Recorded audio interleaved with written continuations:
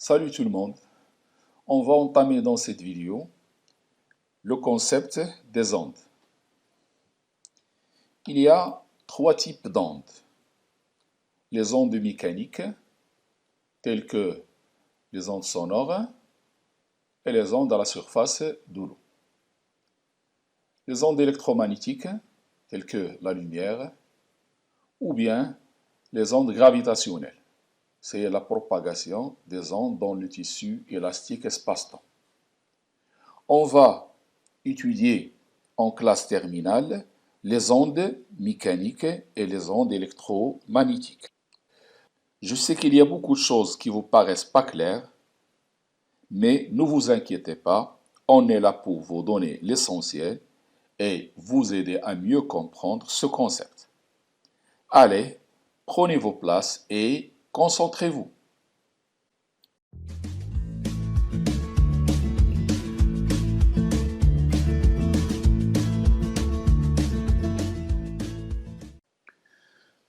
Le programme étudie les ondes mécaniques sur deux leçons. Les ondes mécaniques progressives et les ondes mécaniques progressives périodiques. On va commencer par les ondes mécaniques progressives. Pour avoir une onde mécanique, il nous faut deux choses. Premièrement, un milieu matériel élastique. Et deuxièmement, une perturbation. L'onde est dite mécanique car il y a déformation du milieu matériel lui-même. Et elle est progressive car la perturbation se propage de proche en proche, plus ou moins rapidement. Alors, définissons d'abord qu'est-ce que c'est qu'une perturbation. Une perturbation est une modification locale et temporaire des propriétés d'un milieu, c'est-à-dire la variation d'une grandeur physique. Autrement dit, la variation d'une propriété mesurable. Donnons des exemples concrets. Alors, par exemple, si je marche sur le sable, cela laisse une déformation de la surface du sable. Ceci est une perturbation. Si je jette une pierre dans l'eau, cela provoque l'apparition de rides circulaires. C'est une perturbation de la surface de l'eau. Si j'allume un briquet en un lieu bien déterminé, pendant un certain temps, alors je fais varier la température du soleil. C'est une perturbation de la température du lieu. Si on fait bouger verticalement l'extrémité d'une corde, cela déforme cette corde. C'est aussi une perturbation.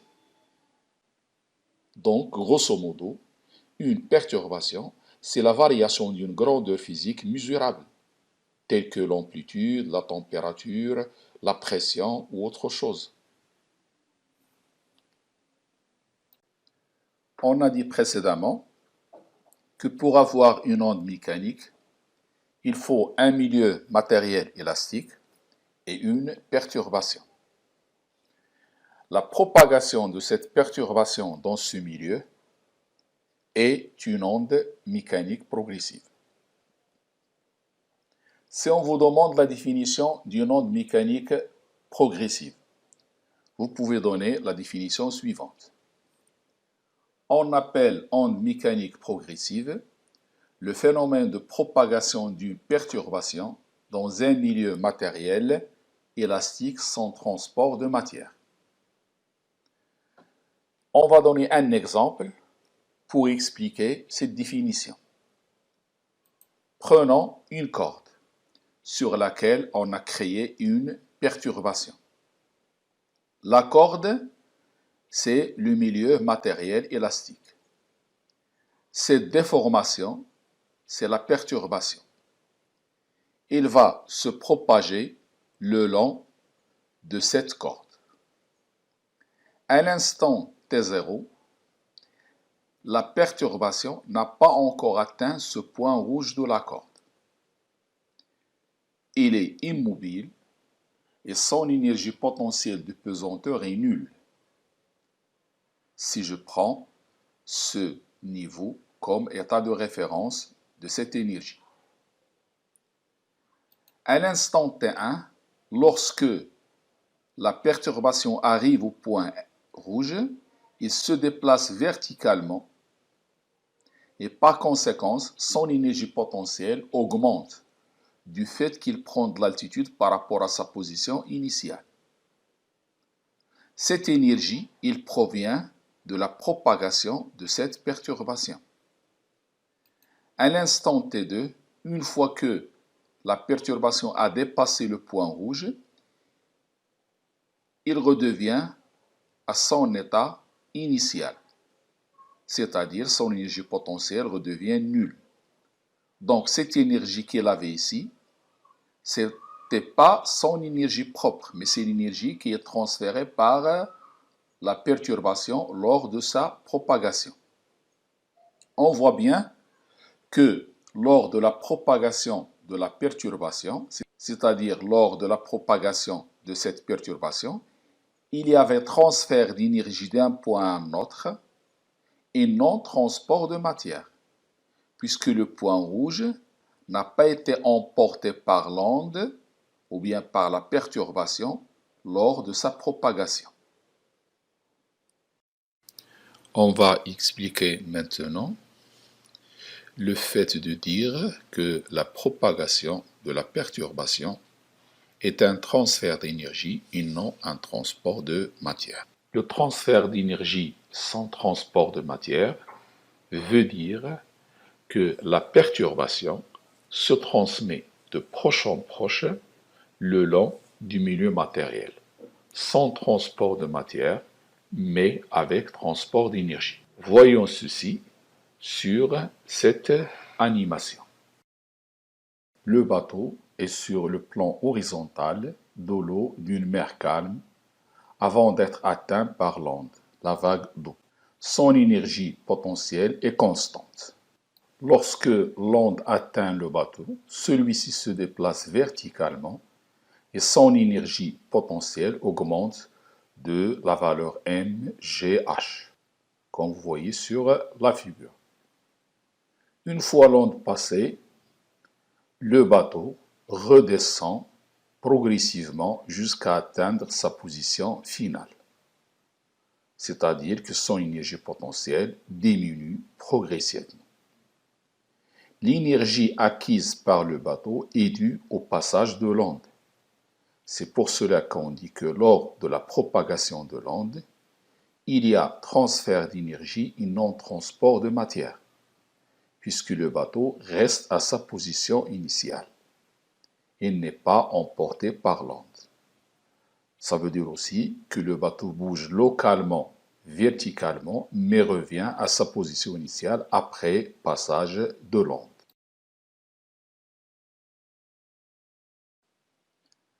Après avoir défini une onde mécanique progressive, on va maintenant distinguer deux types de ces ondes. Ces deux types sont différenciés par la comparaison de la direction de la perturbation et la direction de propagation.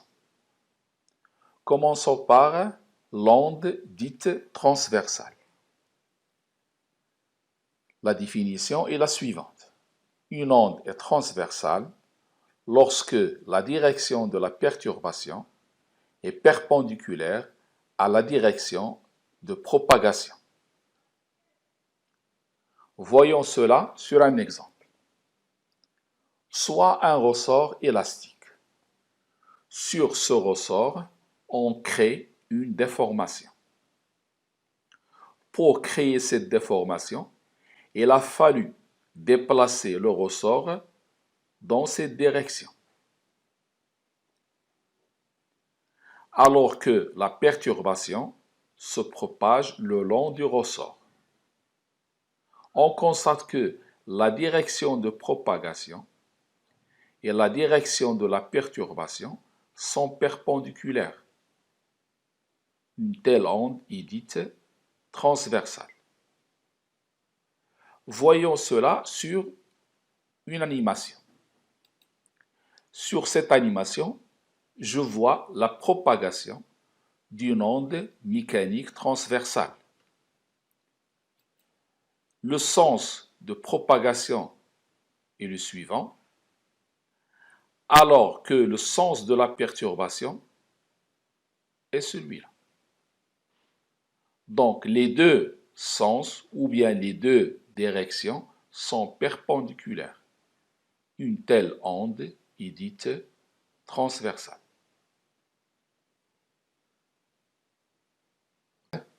On va voir maintenant le deuxième type qui est dit onde longitudinale, dont voici la définition.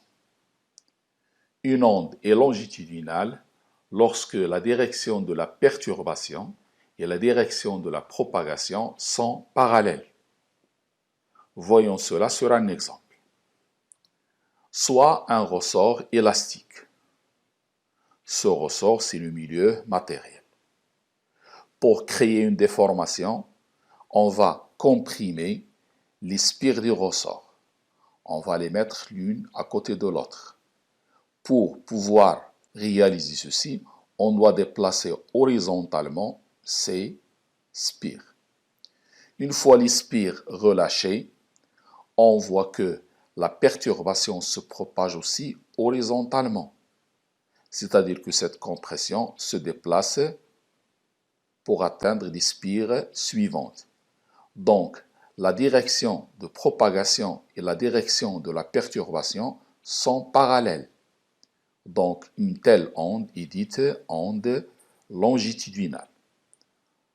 On voit bien que lors de la propagation d'une onde longitudinale, sur le milieu matériel, il y a des zones de compression et des zones de dilatation.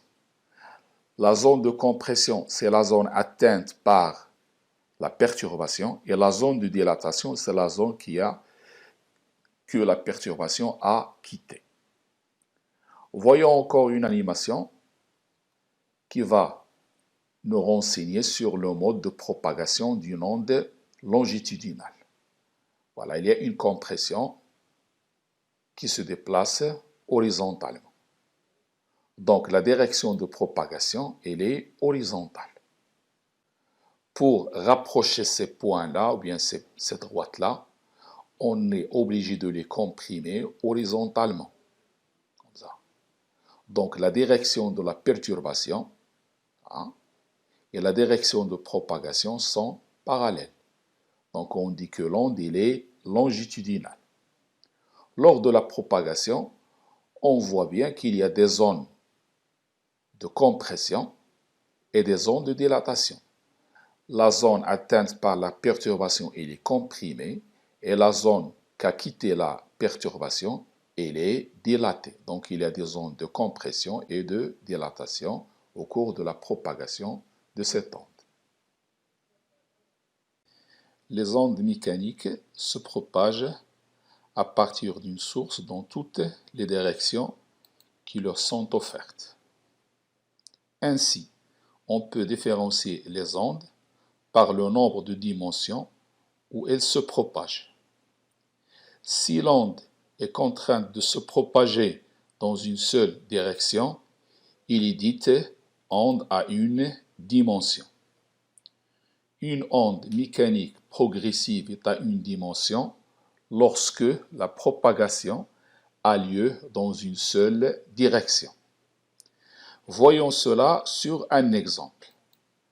L'onde qui se propage sur une corde est à une dimension, car il ne peut se propager que le long de la corde. De même pour une onde longitudinale, le long du ressort, car la compression ne peut se propager que dans une seule direction, c'est le long du ressort. Il y a aussi des ondes à deux dimensions qu'on peut définir comme suit. Une onde mécanique progressive est à deux dimensions lorsque la propagation a lieu dans un plan. Le plan est à deux dimensions. Prenons un exemple, c'est la propagation d'une onde à la surface de l'eau. Cette onde se propage dans toutes les directions qui lui sont offertes à la surface de l'eau. Par exemple, il peut se propager dans cette direction.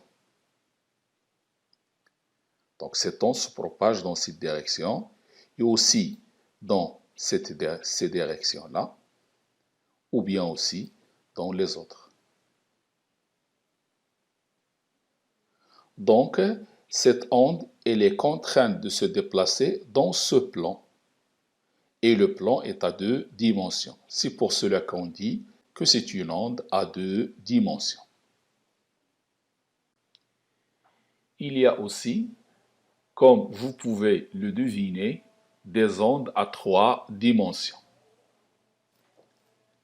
Une onde mécanique progressive est à 3 dimensions lorsque la propagation a lieu dans l'espace. Par exemple, les ondes sonores ou bien acoustiques, on les appelle ondes sonores ou bien ondes acoustiques, qui sont générées, c'est-à-dire produites par un haut-parleur. Ces ondes qui sont générées par ce haut-parleur se propagent dans tout l'espace qui entoure le haut-parleur. On dit que ces ondes sont à 3 dimensions. L'onde se propage plus ou moins rapidement. On appelle la vitesse de propagation des ondes la célérité. Le terme vitesse s'emploie en principe lorsqu'il est déplacement de matière. Le terme célérité, quant à lui, se rapporte à la propagation de la variation d'un paramètre physique, tel que l'énergie, sans déplacement de matière. On définit la célérité de l'onde comme suit. On appelle célérité V de l'onde la vitesse de propagation de l'onde. C'est le rapport entre la distance d parcourue par l'onde et la durée delta de t du parcours. La formule est comme suit. V égale d sur delta de t, tel que V c'est la vitesse de propagation, autrement dit la célérité en mètres par seconde. D, c'est la distance parcourue par l'onde en mètres. Et le delta de t, c'est la durée du parcours en secondes. Prenons un exemple. Soit une onde transversale qui se propage sur une corde. On va essayer de montrer comment on calcule la vitesse de propagation de l'onde lorsque l'onde part d'un point A qui est à l'abscisse 14 cm. Cette onde il va atteindre un autre point A' qui est situé à 46 cm. Et ainsi, l'onde a parcouru la distance D. Cette distance D, elle est parcourue entre l'instant T1 où l'onde était en A et l'instant T2 lorsque l'onde arrive en A'. Donc la vitesse V est 32 cm doit être exprimée en mètres en prenant 46 moins 14, ça donne 32 cm, c'est 32 10 moins 2 mètres, sur le temps 8,7 secondes. Ça donne pratiquement 3,7 10 moins 2 mètres par seconde. Donc à propos de la célérité de l'onde, c'est une propriété du milieu de propagation. Elle est donc constante dans un milieu donné, dans des conditions données. On va expliquer cela par des exemples. Par exemple, pour un milieu plus inerte, c'est-à-dire si un milieu a une masse importante, alors la célérité de l'onde est faible. Donc plus la masse est grande, plus la célérité est faible. Exemple pour une corde. La célérité est donnée par la relation racine de t sur mu. Mu s'appelle la masse linéique, c'est-à-dire la masse de la corde divisé par la longueur de la corde. Ça donne donc V égale racine de T fois L sur M. Donc plus la masse est grande, plus la vitesse de propagation est faible. Plus un milieu est rigide, plus la célérité est grande. C'est-à-dire, si je prends l'acier et le caoutchouc, la célérité de l'onde dans l'acier est plus grande que dans le caoutchouc. La célérité dépend aussi de la température du milieu de propagation. On a une approximation dans l'air, V égale 20,05 racine de T. T, c'est la température. Plus cette température est grande, plus la célérité est grande, et inversement. Aussi pour les eaux peu profondes, et dans certaines conditions, on a la célérité donnée par la formule de Kelvin simplifiée, qui postule que V égale racine de G fois H. G, c'est l'intensité de pesanteur, H, c'est la profondeur.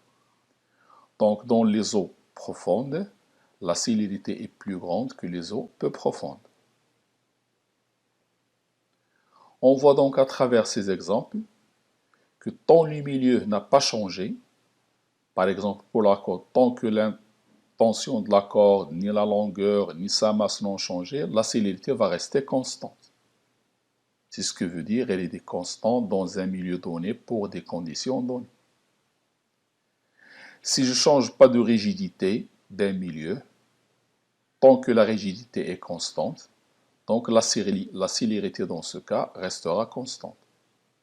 De même pour la température d'un milieu, de l'air par exemple, ou bien la profondeur des eaux. Donc, en conclusion, la célérité reste constante tant qu'on n'a pas changé un paramètre qui va influencer le milieu de propagation.